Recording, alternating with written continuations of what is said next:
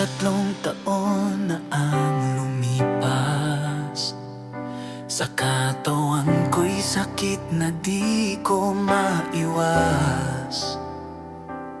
Araw-araw hilo at pagod ang damdamin. Ngunit para sa pamilya di pwedeng huminto sa laban.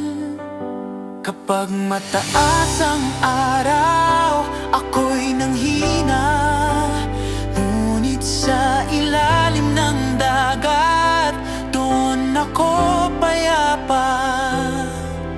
Sa yakap ng tubig gumagana ang lahat.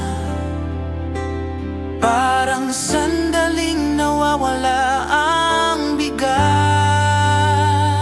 Dagat ang pahinga ng aking puso. Doon ko nararamdaman ang himala mo, Panginoon. Ikaw ang lakas ko sa bawat luha. Ikaw ang sandigan ko.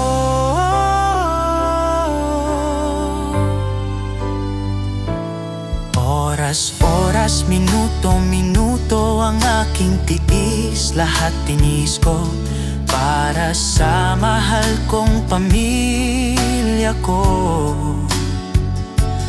May mga araw na kulang ang pagkain.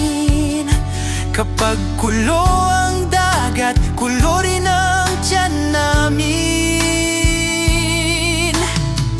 Sa gitna ng hirap, ako'y lumuhod sa Diyos na buhay. Buong puso kong nagdasal.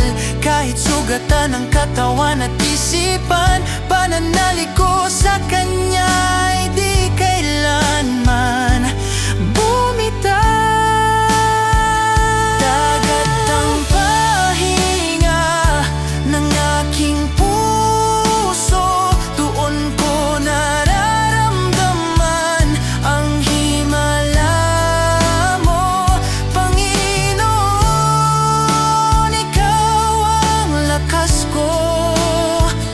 Sa bawat luha, ikaw ang sandigan ko. Hanggang isang araw may liwanag na dumating. Isang munting ideya ang sa isip ko'y sumilip. Sinubukan kong mag-vlog, kwento ng buhay ko. Unti-unting nawala ang bigat at lungkot sa puso. Sa pag-upload at pag-reply sa komento, naramdaman ko ulit ang saya at pag-asa ko. 3 buwan nang lumipas, di ko akalaing ako'y nirekomenda. Biyaya mo'y dumating. Hanggang sa araw na ako'y na-monetize, luha ng pasasalamat ang di ko napigilan. Alam kong Panginoon, dininig mo ang dasal. Sa wakas may ginhawa ng aming tahanan.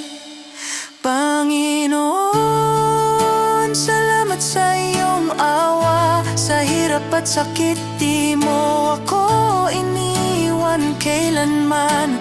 Mula sa dagat hanggang sa vlog na aking sinimulan, ikaw ang dahilan ng bagong umaga naming pinangarap. Hindi man perpekto ang buhay na ito, ngunit puno ng pag-asa. Dahil sa iyo, ito ang kwento ng aking buhay.